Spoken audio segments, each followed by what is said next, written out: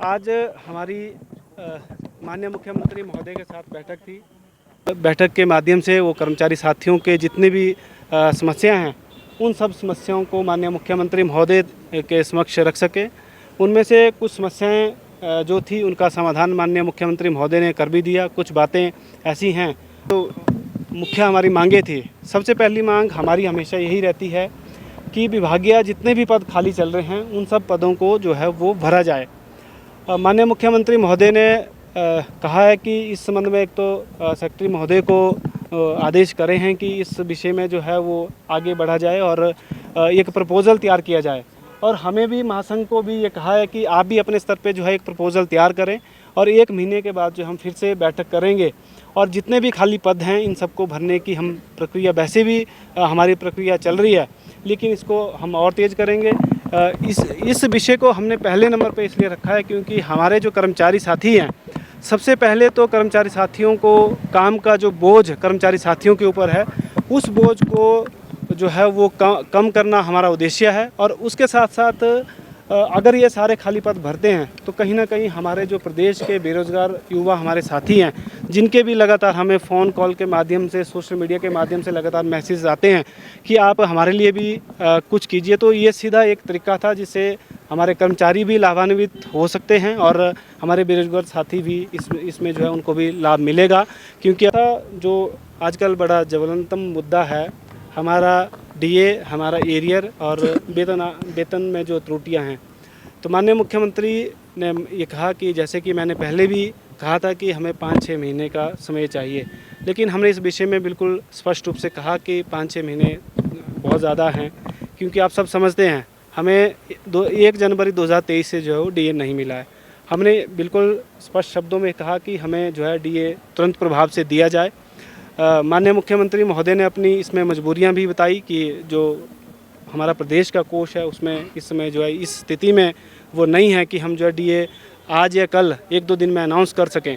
लेकिन इस विषय में जो है मुख्यमंत्री महोदय ने कहा कि 1 महीने के अंदर फिर से हम बैठक करेंगे और आपका डीए जो है हम जल्द देंगे। और हमने ये भी कहा है कि कम से कम जो है दीपावली से पहले हमें किसी भी हाल में जो है वो डीए मिलना चाहिए और 1 महीने के अंदर फिर से हमारी जो है सरकार के साथ बैठक होगी और सरकार के अधिकारियों को भी निर्देश दिए गए हैं कि कैसे हम जो है डीए और एरियर जल्द दे सकते हैं, इस विषय में काम किया जाए। और नेक्स्ट देखिए, सचिवालय के साथियों ने जो मांग उठाई है वो कर्मचारियों के लिए ही उठाई है।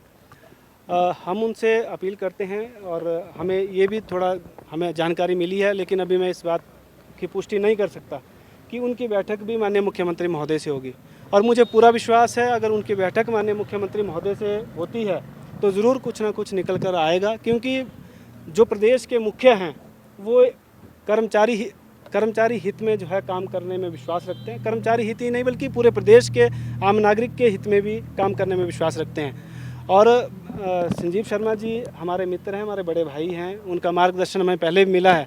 हम भी उनसे बात करेंगे और क्या और दिक्कतें हैं, कैसी हैं, क्योंकि सचिवालय में ये लोग हैं तो इनको ज़्यादा देखिए, हम प्रदेश के हर कर्मचारी के साथ हैं और हम ये भी चाहेंगे कि प्रदेश का हर कर्मचारी का समर्थन हमें मिले और हम लगातार कोशिश यही कर रहे हैं कि प्रदेश के हर कर्मचारी को साथ लेकर। ठीक है कि माननीय मुख्यमंत्री महोदय ने इससे पहले शायद मीडिया के माध्यम से ये बात कही थी, लेकिन बैठक के माध्यम से आज हमारी जो ओपीएस की बैठक हुई थी वो 28 दिसंबर 2022 को हुई थी और उसके बाद हमारी पेंशन जो है वो बहाल हुई थी।